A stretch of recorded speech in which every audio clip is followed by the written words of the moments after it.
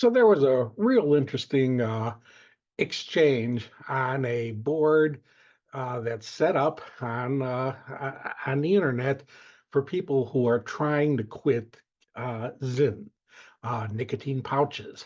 And somebody had come in and wrote that they were planning on quitting like a week later, and they had their supply, but then decided to just get it over with, and they took basically 5 pouches that were 10 milligrams each. So they had taken like 50 milligrams of nicotine just to use up their supply, and they were going to quit then.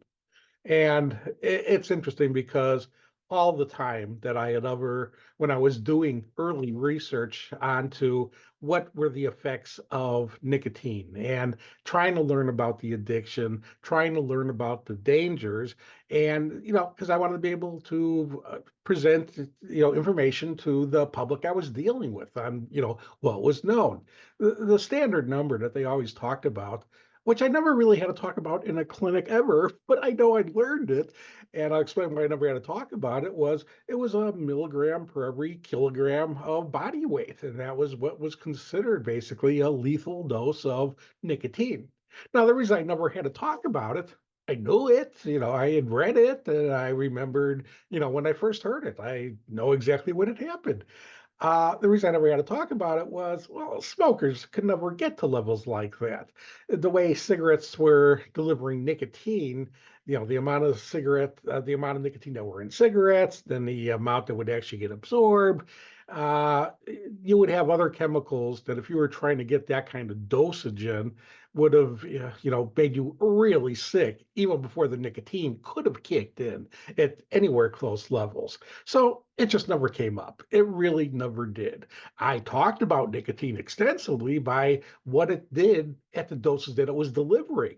And that's where it was causing major cardiac risks and the addiction. Those were the two big things about nicotine. There were other implications about it, but hey, if you want to look at the two that were big, it was cardiac and vascular, so that I'm lumping those together in a way, but the cardiovascular effects and the fact that it was hooking to people. It's why people were using this deadly drug, or while they were using the delivery system, while they were using cigarettes, and that was holding true for vaping and anything that's happened since. They were doing it to get nicotine. Okay, so the person had wrote this. A moderator came in. And the person had deleted it before they even had a chance, and it was up for like 2 hours before the moderator knew it was there. He went in to do a response, and it had just been deleted.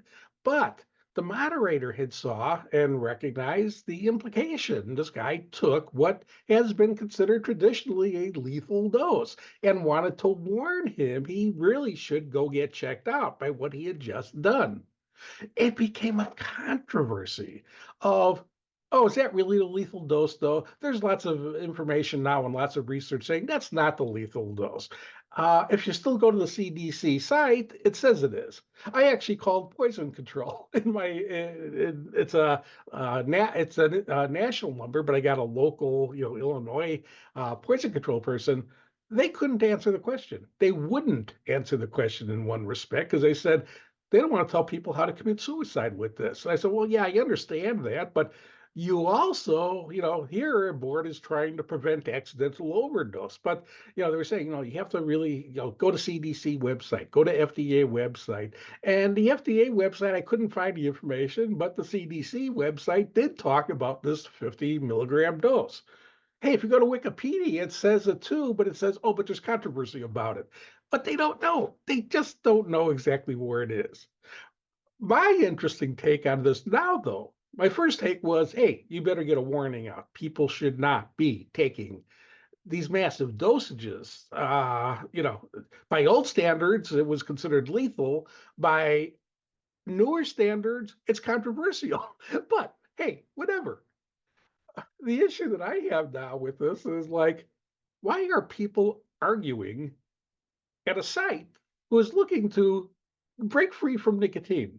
You know why these people want to break free from nicotine? Because they feel horrible from it. It's causing them a whole bunch of trouble. It's causing them to go to ER because they're feeling like they're having heart attacks. It's causing panic attacks. It's causing oral issues that it's going to end up costing them lots of money to get fixed if it isn't happening already.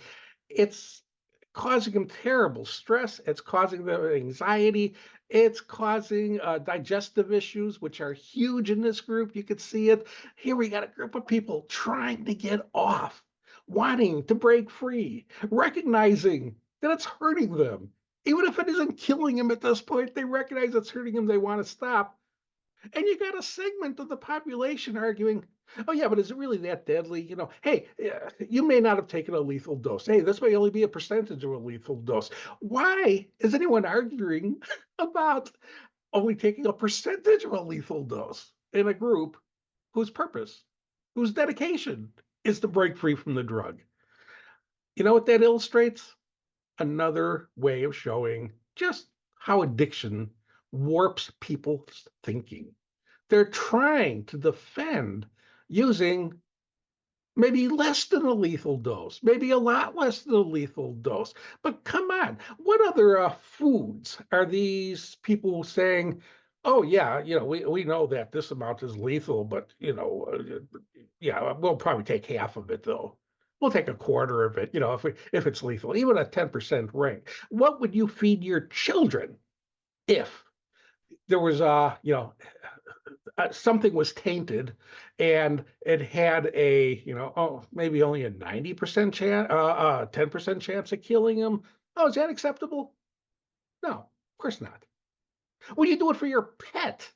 If you found out something was contaminated and yeah, it could make them sick. And yeah, there's some research showing it might actually kill them, but no, but there's other research and nothing is conclusive. There's both ways. Would you say, nah, it's probably worth it to give it to them? No, you wouldn't do that to your pet. You wouldn't do it to anyone you cared about. You wouldn't do it to yourself unless there was something really compelling about the product where you couldn't say no to it. Well, you know what that compulsion is? They're nicotine addicts looking to rationalize their nicotine usage in a group whose dedication is to break free from nicotine. Total irony here. It's ridiculous. Uh, Consider when people are doing stuff like this, what is their agenda? And consider the agenda of people who are trying to warn them of a danger. Because you know what the people's agenda is who's trying to warn them of a danger? They're trying to save their lives. They're trying to help them break free from their addiction. They're trying, basically, again, to do it in the least risky way possible.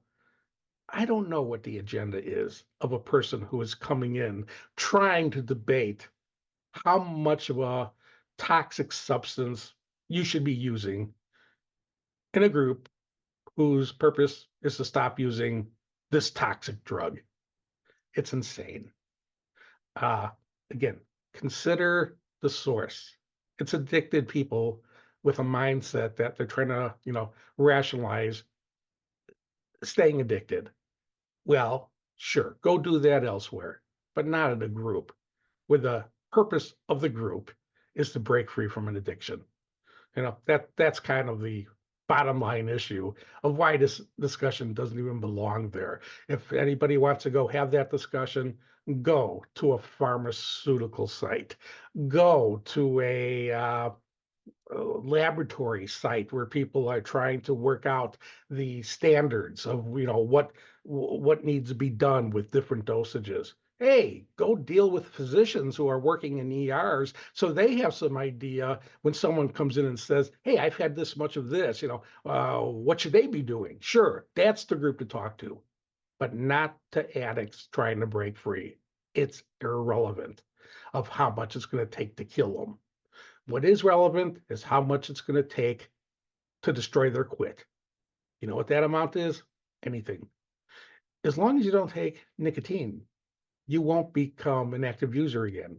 As long as you do take the nicotine, you will become an addicted user again. You're already addicted no matter what, but you're going to activate that addiction to usage. And after you quit, and that's going to, again, that's a relapse. And that means you're either going to have to go through using again or quitting again. Those are both lousy options. The best option is not to relapse. And all you need for that is to finally make and stick to a personal commitment to never administer nicotine again from any source.